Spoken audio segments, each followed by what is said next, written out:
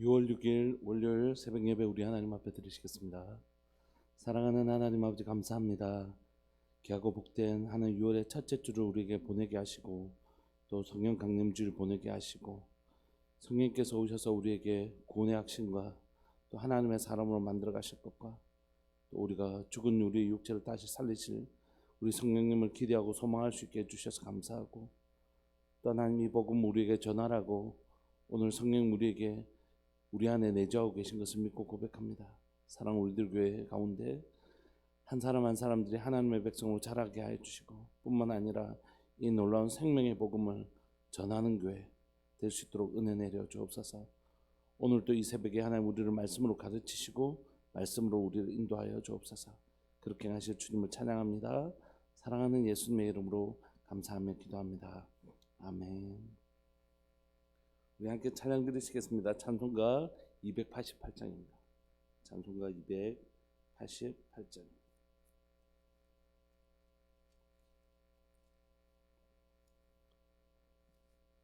찬송가 288장. 예수를 나의 구주 삼고 성령과 피로서 거듭나니 이 세상에서 내 영혼이 하늘의 영광 누리도다. 이것이 나의 간증이요 이것이 나의 찬송일세. 나 사는 동안 끊임없이 구주를 찬송하리로다.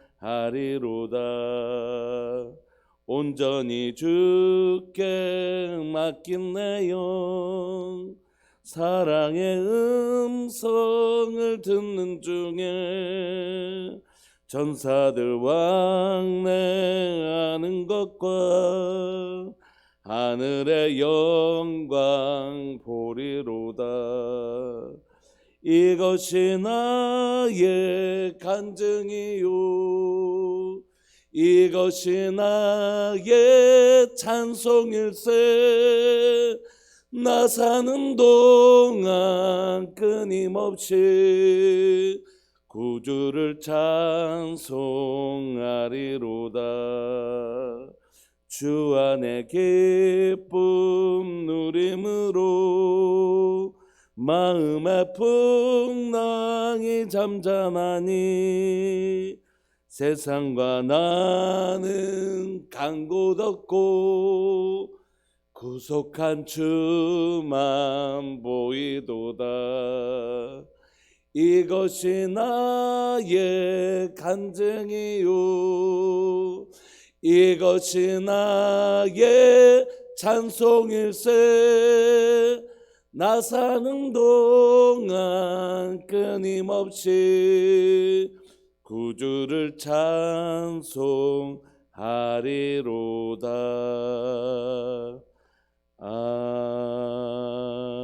아멘.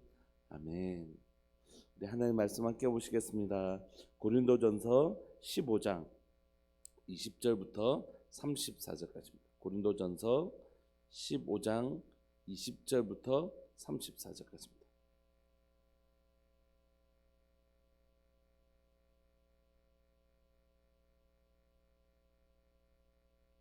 고린도전서 15장 20절부터 34절까지. 우리 한 목소리를 합독하실까요? 고린도전서 15장 20절부터 시작. 그러나 이제 그리스도께서 죽은 자 가운데서 다시 살아나사 잠자는 자들의 첫 열매가 되셨도다. 사망이 한 사람으로 말미암았으니 죽은 자의 부활도 한 사람으로 말미암는도다. 아담 안에서 모든 사람이 죽은 것 같이 그리스도 안에서 모든 사람이 삶을 얻으리라.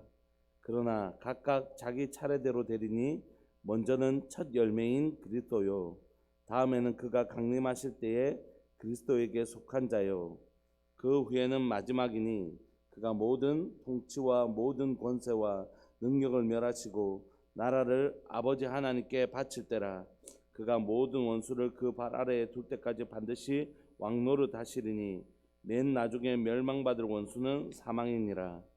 만물을 그의 발 아래에 두셨다 하셨으니 만물을 아래에 둔다 말씀하실 때에 만물을 그의 아래에 두시니가 그 중에 들지 아니한 것이 분명하도다. 만물을 그에게 복종하게 하실 때에는 아들 자신도 그때에 만물을 자기에게 복종하게 하신 이에게 복종하게 되리니 이는 하나님이 만유의 주로서 만유 안에 계시려 하심이라. 만일 죽은 자들이 도무지 다시 살아나지 못하면 죽은 자들을 위하여 세례를 받는 자들이 무엇을 하겠느냐? 어찌하여 그들을 위하여 세례를 받느냐? 또 어찌하여 우리가 언제나 위험을 무릅쓰리로? 형제들아, 내가 그리스도 예수 우리 주 안에서 가진 바 너희에 대한 나의 자랑을 두고 단언하노니 나는 날마다 죽노라. 내가 사람의 방법으로 에베소에서 맹수와 더불어 싸웠다면 내게 무슨 유익이 있으리요? 죽은 자가 다시 살아나지 못한다면 내일 죽을 터이니 먹고 마시자 하리라. 속지 말라. 악한 동무들은 선한 행실을 더럽히나니 깨어 의를 행하고 죄를 짓지 말라.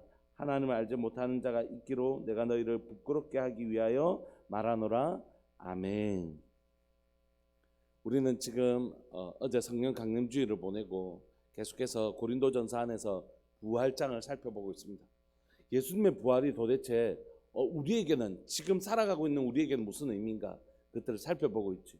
그래서 사도 바울은 오늘 예수님의 부활이 우리에게 예수님의 부활과 내가 무슨 상관이 있는가, 우리와 무슨 상관이 있는가를 좀 조목조목 설명하고 있습니다. 20절에 보시면 그러나 이제 그리스도께서 죽은 자 가운데서 다시 살아나사 잠자는 자들의 첫 열매가 되셨도다 이렇게 얘기해요. 어제 우리 말씀 기억하시죠? 6월절 날 예수님 십자가에 죽으시고 초실절 날 예수님 부활의 첫 열매가 되시고 예수님은 우리에게 부활의 첫 열매가 되셨습니다. 예수님께서 부활의 첫 열매가 되셨다는 게 우리하고 무슨 상관이 있는가? 그건 21절 사망이 한 사람으로 말미암았으니 이 사람은 누굴까요? 아담이겠죠.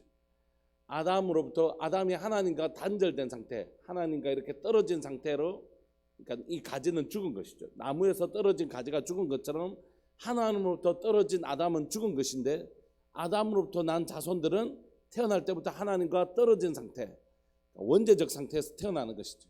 그러므로 우리는 아담의 후손으로서 아담이 하나님으로부터 죄로 인하여 사망을 경험한 아담은 그 후손들은 태어날 때부터 하나님과 단절된 상태, 죽음을 경험하는 것입니다.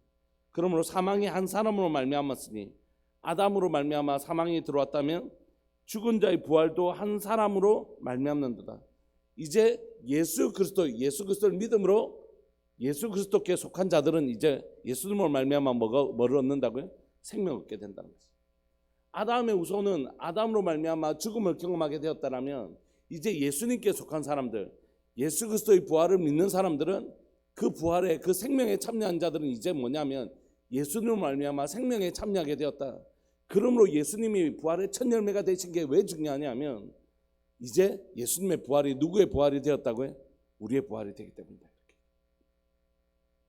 그래서 22절 아담 안에서 모든 사람이 죽은 것 같이 그리스도 안에서 모든 사람이 뭘 얻게 된다고요?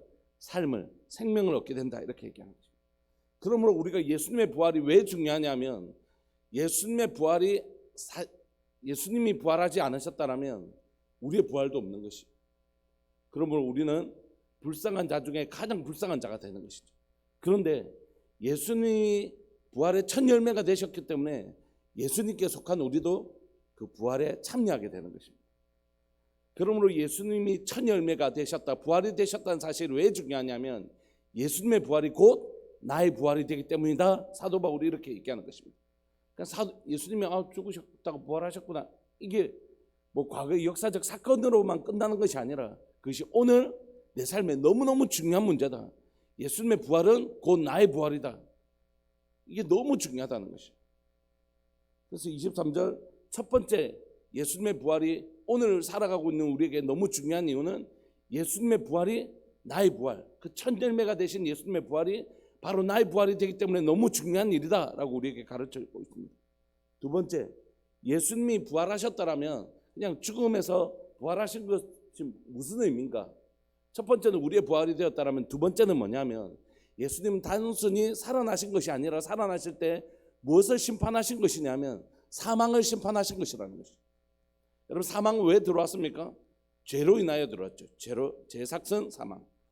우리가 하나님 원래 우리에게 사망을 허락지 않으셨습니다. 우리에게 생명을 주시는 분은 하나님이시죠. 그런데 하나님과의 단절, 생명이신 하나님과의 단절이 곧 죽음이었어요. 여러분, 어둠이 따로 있는 게 아니라 빛이 없어지면 그게 어둠이 되는 것처럼 생명이 없어지면 그게 죽음인 것이에요. 하나님은 생명이신데 그 생명이신 하나님을 잃어버리면 그게 죽음인 것이죠. 그런데 예수님께서 부활하실 때 무엇을 심판하시냐면 죄로 인하여 들어왔던 그 사망을 심판하신 것입니다. 그러므로 예수님의 부활은 우리를, 부활의 첫 열매가 되셔서 우리를 사망 가운데서 우리를 생명을 주신 것일 뿐만이 아니라 이제 죄 아래 있는 거짓된 모든 권세들, 사망 권세를 심판하신 사건이 부활이라는 것입니다. 그래서 24절 보시면, 23절 보시면, 그러나 각각 자기 차례대로 되리니 먼저는 첫 열매인 그리스도요, 그리스도가 제일 먼저 부활하셨고, 두 번째는 그가 강림하실 때에 그리스도께 속한 자가 생명을 얻게 될 것이라는 것입니다. 24절, 그 후에 일어나는 일은 뭐냐면 마지막이라는 것입니다. 예수님의 부활하셨고 그 다음에 예수님께서 강림하실 때에, 재림하실 때에 예수님께 속한 자들이 부활할 것인데, 그 다음에 일어나는 일은 뭐냐면 심판이라는 것이. 그 후에는 마지막이니 그가 모든 통치와 모든 권세와 능력을 멸하시고 이 땅에 있는 모든 능력과 모든 권세와 모든 통치들을 다 멸하시고 나서 뭐 하신다는 것이? 예수님이 직접 통치하신다는 것이. 지금은 세상 나라와 세상 권세자들도 있고 또는 악한 것들이 득세하는 모습도 보이고, 하나님의 백성들이 다 이런 게 아니라 악한 자들이 오히려 잘 되는 것처럼 보이기도 하고, 그런 일들이 일어나는데 우리 주님 오실 때는 어떻게 해요? 그런 세상 권세들을 다 멸하신다는 것입니다. 그리고 나라를, 예수님이 다스리시는 이 나라를 누구에게요? 하나님 아버지께 다시 돌려드린다는 것입니다. 왜냐하면 하나님 아버지께서 이 천지를 창조하신 창조주이시죠. 물론 예수님도 창조주시지만, 그래서 예수님께서 이 땅을 다스릴 권세를 가지고 계신데 그 권세를 하나님께 다시 돌려드리는 것이 마지막에 일어날 일이다 라고 얘기하면서 그 일을 다시 한 번 더 자세히 설명해요. 25절, 그가 모든 원수를 그 발 아래에 둘 때까지 반드시 왕노릇 하시리니. 무슨 뜻이냐면 고대 근동에서는 전쟁을 이기면 상대방의 왕을 어떻게 하냐면 그 발로 이렇게 밟는 것입니다. 내가 이 너희들의 권세, 가장 높은 권세를 가진 자들의 머리를 밟았다. 머리는 권세를 상징하거든요.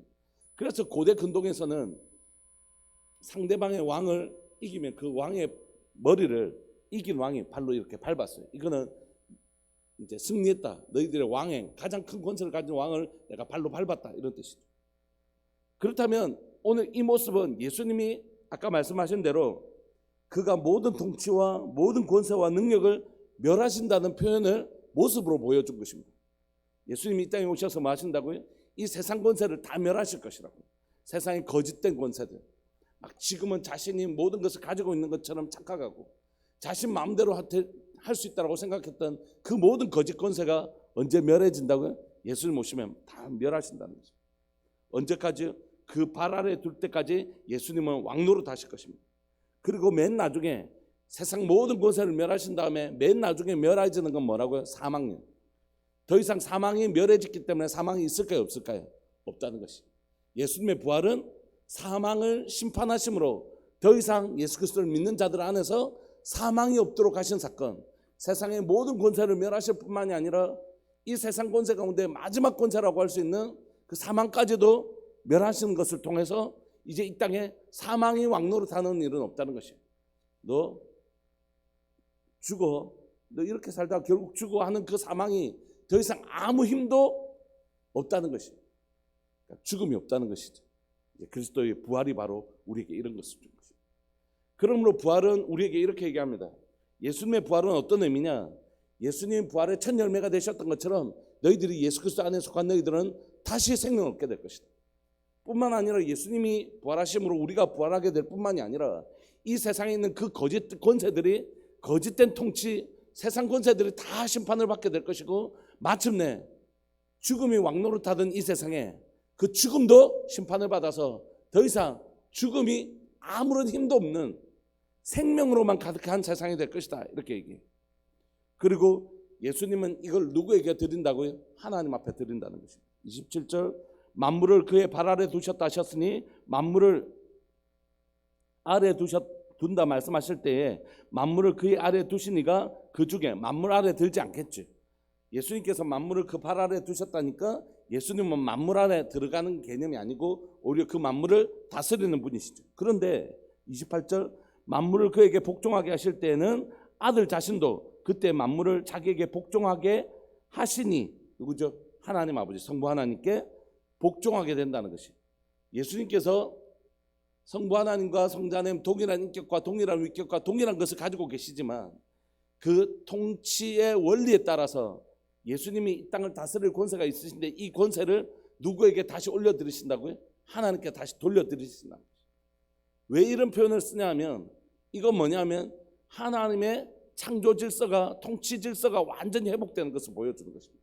그러니까 부활은 뭐냐면 이 세상의 잘못된 통치 권세를 다 멸하시고 하나님께서 창조하시고 하나님께서 계획하시고 예수님이 그 말씀에 순종하시는 말씀이시고 그 말씀대로 성령께서 일하시는 그 창조의 아름다운 질서가 다시 회복된다는 것을 보여주는 것입니다.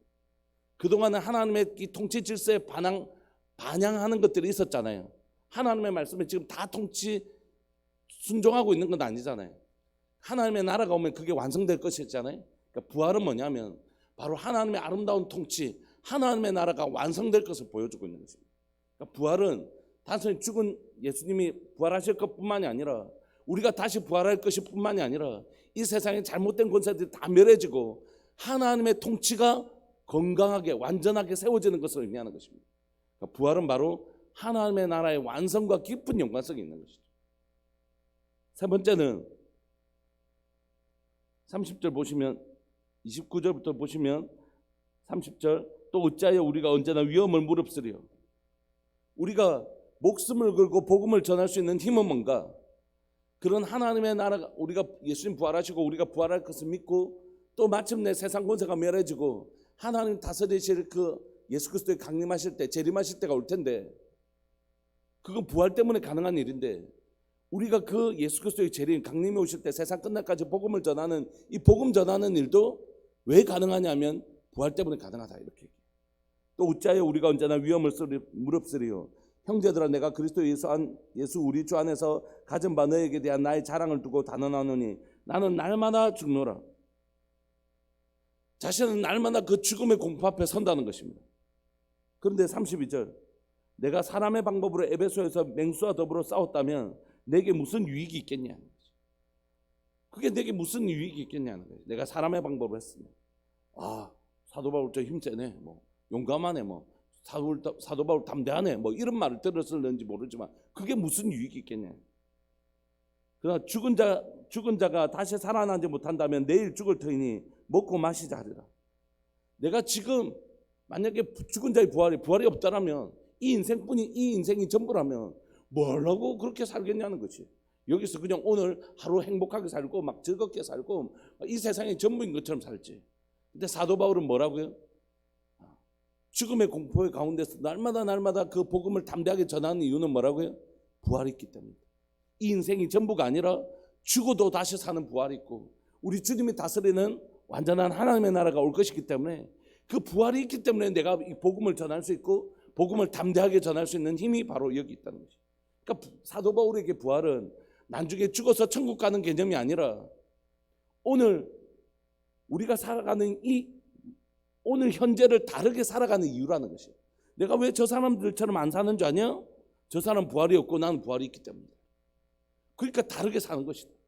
나는 단순히 죽어서 나중에 죽어보면 부활할 사람하고 부활 안 할 사람 알지 이게 아니라 나중에도 주의 강림 때 우리가 다시 예수 그리스도를 믿는 자들이 다시 살아나 부활할 것이지만 내게 부활은 오늘 사는 모습이 다르게 만든다는 것이에요.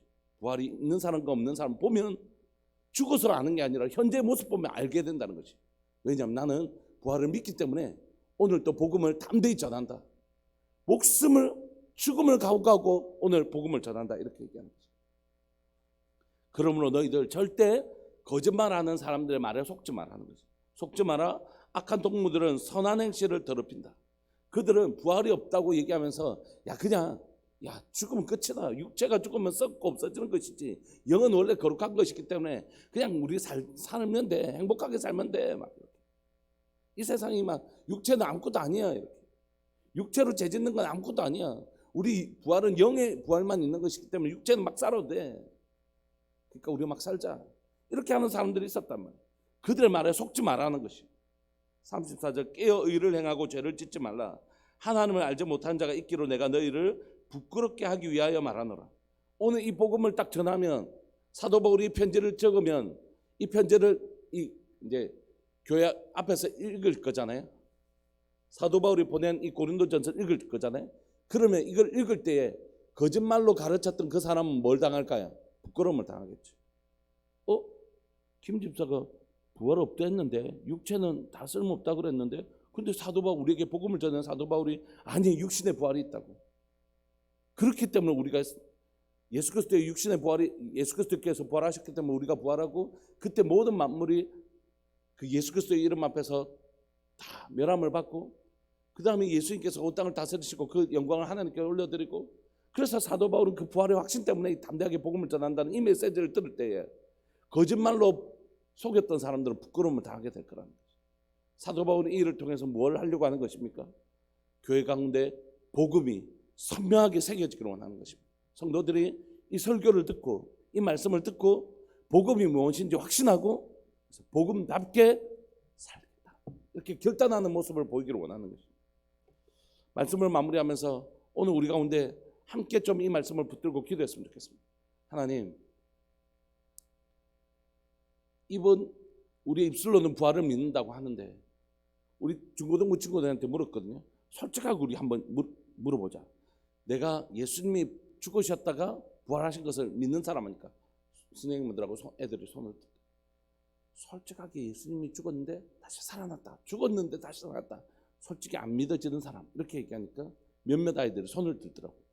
저는 솔직하게 얘기해줘서 고맙다고 그랬어요. 그래 맞다. 그게 의심될 수 있다. 왜냐하면 본 적도 없고 죽은 사람이 살아나는 그 삶도 본 적이 없는데 예수님이 죽으셨다가 부활하셨다는 것을 이게 잘 보지를 못했으니까 의심이 들 수 있다. 그러면서 제가 복음을 전했어요. 예수님을 본 사람들이 죽은 자 부활한 것을 보신 분들이 이렇게 많고 그분들이 본 분들이 로마의 칼 창 앞에서 목숨을 걸고 예수님의 부활을 증거한 이유는 진짜 받기 때문입니다.